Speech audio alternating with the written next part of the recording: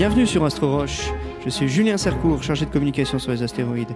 Ce podcast est effectué en compagnie du docteur Patrick Michel, directeur de recherche au CNRS, au laboratoire Lagrange de l'Observatoire de la Côte d'Azur, Université Côte d'Azur. Patrick est également l'auteur du livre À la rencontre des astéroïdes chez Odile Jacob. Ce podcast est dédié aux astéroïdes, à leur importance scientifique et aux moyens de se protéger du risque d'impact, autrement appelé la défense planétaire. Aujourd'hui, Patrick Michel, nous allons conclure cette série de 3 missions sur les retours d'échantillons d'astéroïdes par la dernière, et cette fois-ci c'est une mission américaine et non plus japonaise. Il s'agit de la mission OSIRIS-REx. Vous étiez membre des scientifiques et vous allez nous raconter un petit peu comment s'est déroulée cette mission américaine.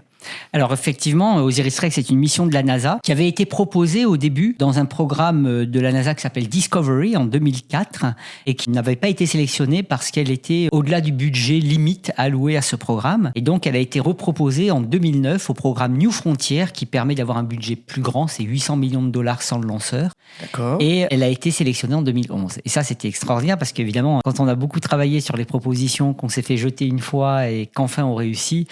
Ça vous rappelle quelque chose? Ah bah oui. Dans d'autres podcasts, on parle d'ERA, de AIM. Voilà, c'est toujours du temps long, les missions spatiales avec des échecs en cours de route. Et puis, on rebondit et de temps en temps, on réussit. Et c'était le cas de OSIRIS-REx, puisque quand on l'a su en 2011, évidemment, on a sauté de joie. Alors, c'était une mission qui était au départ proposée par un professeur de l'université d'Arizona qui s'appelait Michael Drake, qui était un cosmochimiste qui analysait les échantillons de la Lune et qui avait eu donc cette idée d'aller récolter des échantillons d'astéroïdes. Il n'avait pas un ancêtre pirate, ce Drake? Non, je ne crois pas. Surtout en Arizona. Mais malheureusement, il est décédé au moment de l'annonce de la sélection. Ah.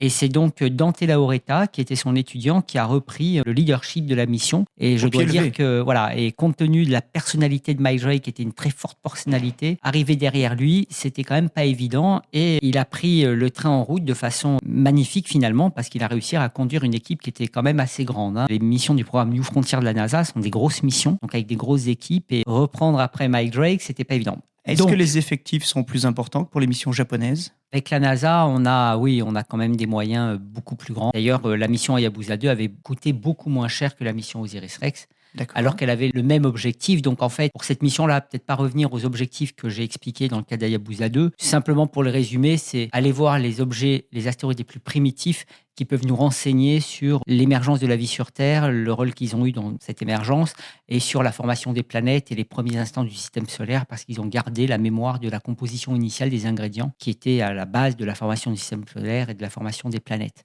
Donc l'objectif était toujours un astéroïde carboné. Voilà. Donc du coup, comme on l'avait vu dans le podcast sur Hayabusa 2, quand on prend tous les critères qui permettent de choisir une cible de ce genre de mission, il y avait 2 astéroïdes accessibles, Ryugu qui a été pris par Hayabusa 2 et Bennu par OSIRIS-REx. Donc OSIRIS-REx allait voir un astéroïde qui fait 500 mètres de diamètre, qui s'appelle Bennu, qui tourne un peu plus de 4 heures sur lui-même. Elle est partie le 8 septembre 2016 depuis Cap Canaveral, donc j'étais au lancement et c'était un moment magnifique parce qu'il faisait très beau, contrairement au lancement d'ERA dont on a parlé. C'était un très très beau lancement sur un lanceur Atlas 5 et toute l'équipe était là, donc c'était beaucoup de gens puisqu'on est très nombreux dans l'équipe avec les familles et donc voilà, c'est toujours des moments extraordinaires. Puis ensuite, elle est arrivée sur Bennu le 3 décembre 2018, donc elle a eu 2 ans de voyage. Si vous vous rappelez, Hayabusa 2 était parti en 2014 pour arriver en juin 2018, donc c'était un temps beaucoup plus long.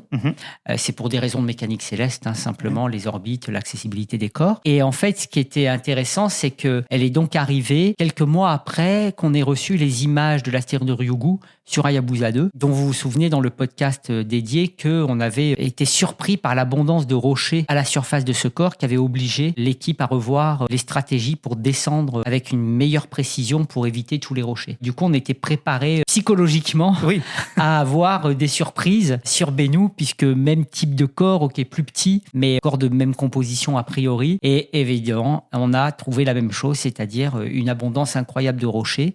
Et c'est d'ailleurs tellement vrai qu'après les premières images de Bennu, on s'est dit, mais ce sont 2 frères jumeaux, ou 2 sœurs jumelles. Parce que la forme, c'est la même. Voilà. La forme, exactement, c'est une forme de toupie, comme Ryugu, en plus petit. Et quand on les met à côté, on trouve des similarités impressionnantes, puisque la forme est à peu près la même. Alors après, on a vu des distinctions, mais qui sont plus intéressantes pour le spécialiste. Le même albédo, c'est-à-dire la fraction de lumière réfléchie à la surface est de 4%, comme sur Ryugu, donc très sombre. Même pourcentage. Voilà, très sombre. La même densité, 1,19 grammes par centimètre cube, donc à peine plus dense que de l'eau. mais la même. C'est-à-dire que ça Wow. aurait pu être 1,4, non, c'est 1,19 comme Ryugu. Là, vous êtes dit, ce sont des astéroïdes frères. Ben voilà, on commence à se dire, c'est quand même intéressant. Alors après, évidemment, la sonde Osiris-Rex, contrairement à Hayabusa 2, et c'est là qu'on va voir les différences, c'est qu'elle avait une autre stratégie d'opération. En fait, pour les Américains, l'essentiel, le but, c'était de récolter le meilleur échantillon. Donc c'était vraiment, tous les efforts étaient ciblés sur le choix du meilleur site de récolte d'échantillons en se donnant des critères pour définir qu'est-ce qu'on appelle un bon site indépendamment de la sécurisation de l'atterrissage par rapport à un mauvais site.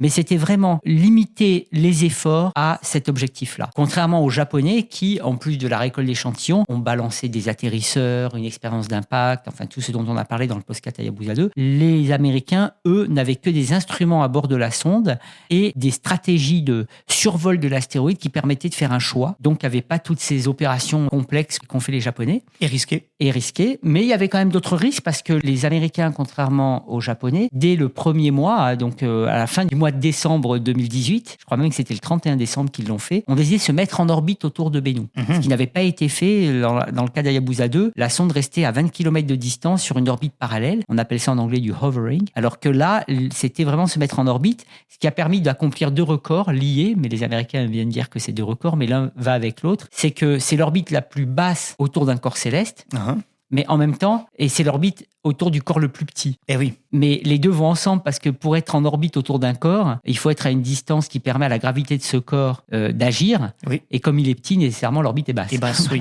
Oui. Mais donc, ça a permis de faire des records. Et c'était plus pour apprendre à faire des opérations à proximité qu'ils ont fait ça. Il n'y avait pas vraiment un but scientifique. Mais après, l'idée, c'était de faire des survols à très basse altitude pour, une fois qu'on a fait une caractérisation globale en se mettant à distance, commencer à regarder les sites candidats de récolte. On avait sélectionné d'abord 33 sites. On a descendu après à 16. Au final, il fallait en retenir 2.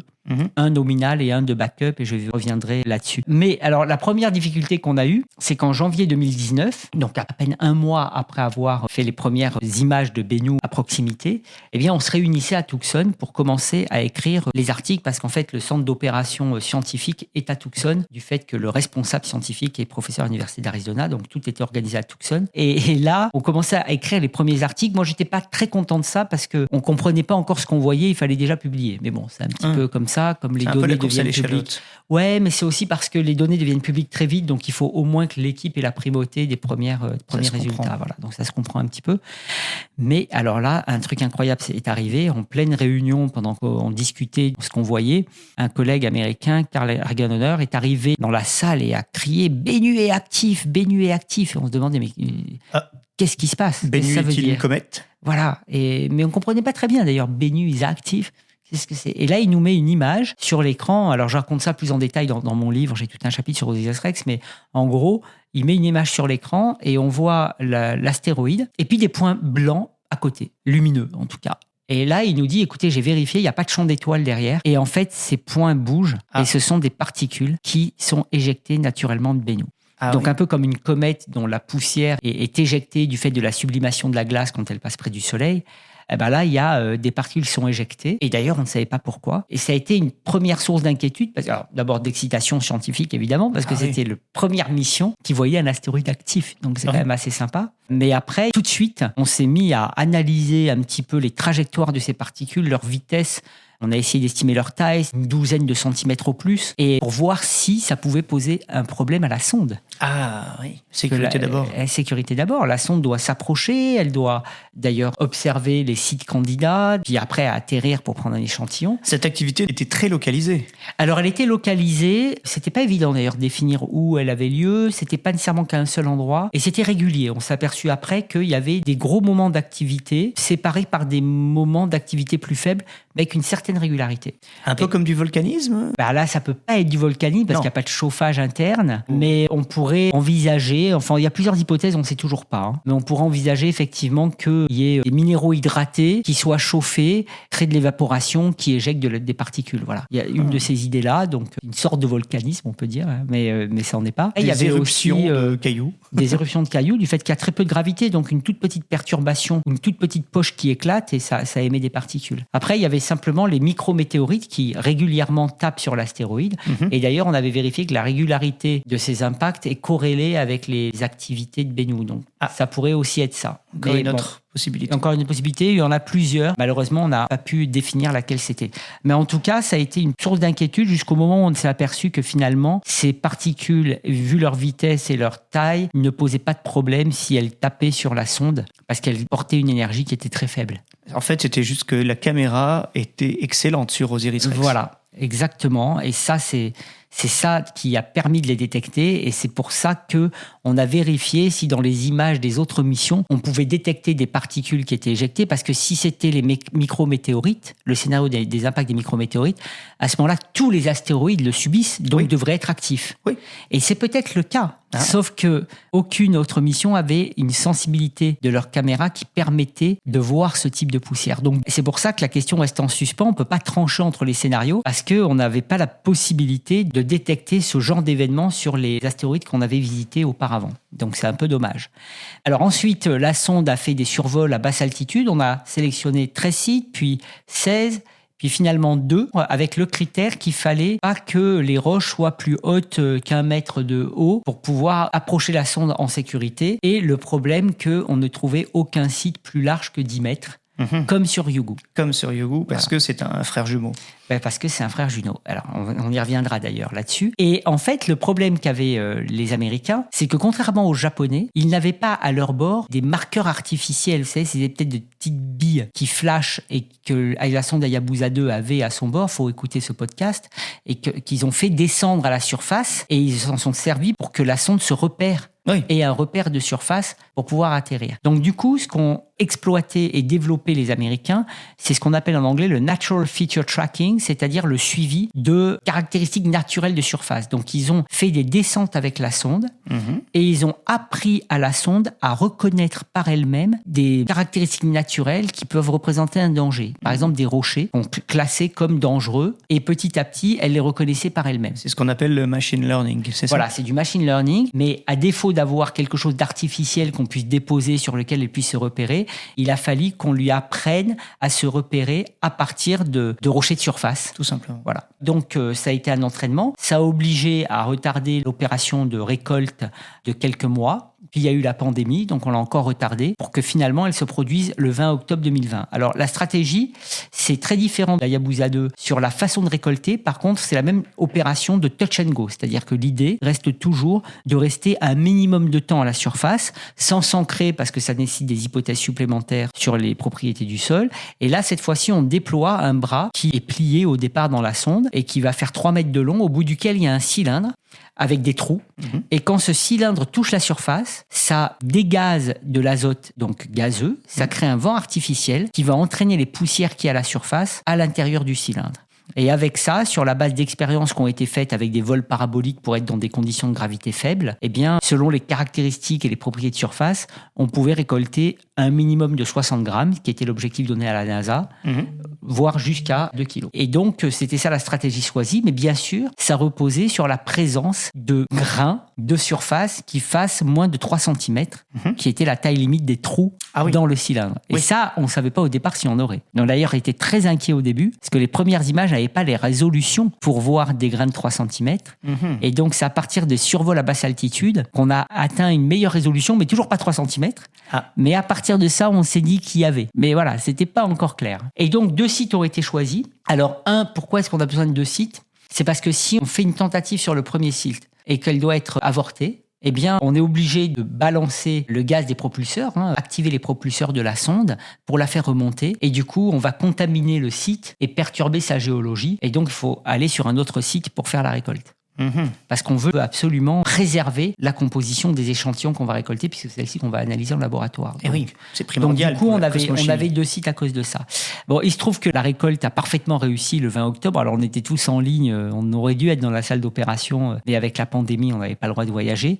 Donc 20 octobre 2020. Et du coup, on était en ligne avec toute l'équipe pour suivre cette opération. Et en réalité, la chose qui nous a surpris, qu'on a vu après, c'est que en dépit du fait qu'on sur le site de récolte, donc il y avait des choses qui étaient apparemment solides, des rochers, des graviers. La sonde n'a ressenti aucune réaction de la surface quand elle l'a touchée, comme si elle s'enfonçait dans un liquide un beurre mou, on va dire. Et ça, c'était très contre-intuitif. Et d'ailleurs, elle s'est enfoncée à 50 cm dans la surface. Et c'est parce que les propulseurs ont été activés qu'une fois que le gaz a été éjecté, l'azote et qu'on a récolté, c'est du fait que les propulseurs ont été activés qu'elle est remontée. Peut-être que finalement, elle s'enfonçait dans tout l'astéroïde. Ah oui, le bras aurait traversé. Peut-être, on n'en sait rien. Peut-être que l'astéroïde, on le traversait complètement. Il y a encore une expérience à faire pour une prochaine mission, du coup. Oui, c'est ça. Oui, on pourrait détruire Bennu en simplement se posant dessus, en s'enfonçant comme dans un sable mouvant. Et pourtant, quand on voit les images de Bennu, on se dit que c'est du solide. Voilà. Et c'est ça qui est très intéressant, c'est que la moralité de l'histoire, pour l'instant en tous les cas, sur notre compréhension actuelle de ces corps qui ont une géologie complexe et un environnement très différent de celui de la Terre, à moins de toucher, on ne peut pas prédire la réaction de la surface sur la base uniquement des images à distance. Alors, il se trouve qu'entre-temps, il y a eu quand même pas mal d'études qui ont été faites. J'ai notamment mon ancienne étudiante et qui est maintenant chercheur à l'ISAE Super-Héros, Naomi Murdoch, qui a fait un papier qui explique comment se comporte la matière dans ces conditions de gravité faible et qui effectivement montre qu'on peut facilement, ce qu'on appelle fluidiser, je ne sais pas comment on dit, donner comme le comportement d'un fluide à un milieu granulaire à la surface d'un corps. Autrement dit, vous avez un sable, quand vous le touchez, vous pouvez le faire se comporter comme un fluide à cause de mécanismes qu'elle explique très bien dans ses recherches. Un petit peu comme quand on est dans un sable mouvant, on dit qu'il ne faut pas bouger parce que plus on bouge, plus on écarte les grains les uns des autres et on s'enfonce. Donc on fluidifie le milieu. Et ben voilà, dans les conditions de faible gravité, apparemment, c'est plus simple de fluidifier, c'est, je trouve le terme, le milieu granulaire. Et c'est peut-être ce qui s'est passé dans le cadre d'Osiris Rex, ce qui voudrait dire que finalement, les surfaces de ces corps ont moins de résistance que ce que les images nous disent. Alors évidemment, on n'a que quelques missions qui ont touché, Hayabusa 2, Osiris Rex, et puis DART qui a fait un impact, et on verra ce que nous dira la mission Hera qui va aller voir le résultat de cet impact. Donc, est-ce que ce comportement-là, on peut le généraliser à tous, ce qui voudrait dire que tous les astéroïdes sont fragiles ? Ça, on ne sait pas. Et ça peut induire des questionnements sur comment faire une déviation. Oui, absolument. Parce que si on sait que les corps ont tendance à être fluidifiés de façon facile quand on interagit avec eux, ça a une implication sur les stratégies qu'on peut utiliser pour les dévier. Voilà. Donc, il y a des tas d'implications intéressantes. Et en fait, du fait de cet enfoncement et du fait que le gaz a bien été balancé, l'azote, etc., on a beaucoup récolté, et de telle sorte que quand le cylindre est reparti, la caméra a voulu regarder dans quel état il était avant de le rentrer dans la capsule qui doit les ramener sur Terre. Et là, on s'est aperçu qu'on perdait des particules. Aïe. En fait, il avait une indigestion. On avait trop mis. Et du coup, on voyait dans les images les particules s'en aller. Ça, c'était horrible. On disait, mais non, il faut arriver à le fermer. Et il y avait un truc qui coinçait. On n'arrivait pas à le fermer. Aïe. Donc, les ingénieurs ont dû organiser un peu les choses pour essayer de le fermer, mais c'est ce que j'explique dans mon livre plus en détail, c'est qu'en fait, c'était le chat qui se mord la queue, parce que pour pouvoir faire des opérations pour le fermer, donc il y a déjà 20 minutes pour le signal, pour activer, donc on faisait une chose, après on retournait le cylindre vers la caméra pour voir si ça avait marché, mais le fait de faire ça faisait qu'on perdait encore des particules. Donc voilà, au bout d'une semaine, ils ont réussi finalement à le fermer, à le mettre dans la capsule de réentrée, et puis ce qu'on a fait, c'est qu'on a convaincu la NASA, alors qu'il fallait attendre la bonne fenêtre pour revenir sur Terre. Donc, on était octobre 2020 et on pouvait revenir, la fenêtre s'ouvrait en mai 2021. Donc, il y avait encore quelques mois à rester. On s'est dit, pourquoi pas retourner voir le site de récolte, comment on l'a perturbé avec cette opération. Parce que, comme je dis, toute interaction nous apprend énormément de choses et laisse une trace. Et cette trace nous apprend des choses. Et donc, on a eu la possibilité de retourner voir le site, et effectivement, de voir comment les roches solides s'étaient déplacées, comment tout ce qui avait été fluidifié s'était remis soit en place, soit relaxé dans un état différent, etc. Et ça nous a appris beaucoup de choses. Et la moralité, c'est qu'on pense que la raison pour laquelle la surface a réagi comme elle a réagi, c'est parce qu'en fait, on a sur Bennu une petite couche qui est de densité très faible par rapport au reste, un petit peu comme une mousse à raser qui serait déposée. Et donc, effectivement, quand on s'approche et qu'on s'enfonce, voilà, ça fait pas de résistance. Simplement. Donc, voilà, c'est une interprétation. Et donc, Bennu serait un corps qui aurait peut-être un peu de rigidité interne, mais en tous les cas, à la surface, aurait très peu de résistance. Et c'est grâce à cette opération qui n'avait pour but que de récolter un échantillon qu'on en a appris encore plus sur cet astéroïde. Et si l'on compare cette surface avec la surface de Ryugu ? Eh bien, justement, dans la surface de Ryugu pourrait peut-être être aussi comme ça, puisque l'expérience d'impact qu'on a fait dans le cadre d'Hayabusa 2 a montré aussi que la seule façon d'expliquer le gros cratère qu'on a pu observé et produit par cet impact, pour qu'il soit si gros, c'est que la surface réagit elle-même aussi globalement comme une surface sans cohésion.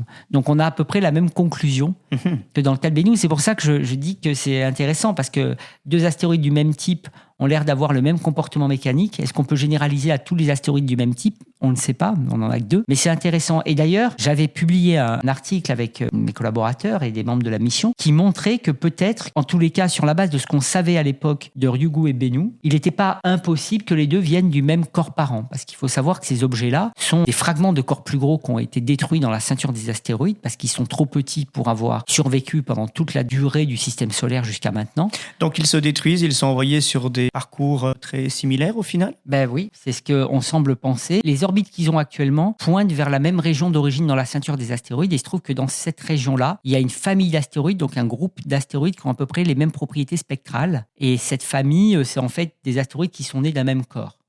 Et donc, avec des collaborateurs, j'ai simulé la destruction du corps à l'origine de cette famille, et j'ai vu que dans les fragments que je créais, eh bien, je pouvais reproduire les formes de Bennu et Ryugu et les caractéristiques qu'on observe.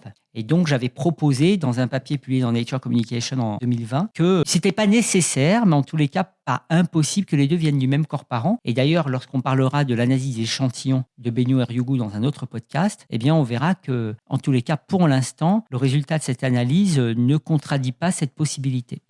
Donc ça c'est très intéressant. Donc cette mission a été un succès total, puisque après être partie de Ryugu en 2021, la sonde OSIRIS-REx a balancé la capsule dans l'espace interplanétaire à proximité de la Terre pour qu'elle arrive dans l'atmosphère le 24 septembre 2023. Oui. Et donc elle a déployé ses parachutes, elle a subi 35 jets dans l'atmosphère terrestre. Donc, ça commence à faire. Ça commence à faire, et elle est atterrie dans le désert de l'Utah, dans le lac Salé. D'ailleurs, à la base, elle était orange et finalement, elle était noire. Elle est toute noire, ouais, elle est cramée là, la capsule, et bien sûr, elle a subi énormément d'échauffement. Les parachutes l'ont permis d'atterrir en douceur dans le désert de l'Utah. Elle a été récupérée, renvoyée dans le Johnson Space Center. Bon, il y a eu des tas de péripéties au moment de l'ouverture du cylindre de récolte, mais on va faire court. Au final, on a obtenu un peu plus de 120 grammes d'échantillons, alors que 60 grammes étaient attendus, donc le double. Le double. Donc, et c'est énorme pour les cosmochimistes qui sont capables, avec des microgrammes, de raconter toute une histoire. Avec 120 grammes, évidemment, c'est extraordinaire, et on pourra parler de l'analyse qui est en cours de ces échantillons dans un autre podcast. Donc ça a vraiment été un succès, et la sonde elle-même est en tellement bonne santé que, après avoir déployé donc la capsule dans l'atmosphère, elle est repartie pour aller voir l'astéroïde Apophis en 2029, et donc elle est sur son trajet. Donc c'était une mission magnifique, et dans le cadre d'une coopération internationale, puisque nous étions plusieurs non-américains à être dans la mission, et aussi des Japonais d'Hayabusa 2, puisqu'il y avait un véritable échange d'informations entre les deux missions, sachant qu'Hayabusa 2 précédait de quelques mois en termes d'opération que OSIRIS-REx voulait faire, et donc il y avait une sorte de passage à témoin de ce qui s'était passé pour apprendre aux ingénieurs de la NASA quelles sont les difficultés rencontrées et s'en servir pour leurs propres opérations.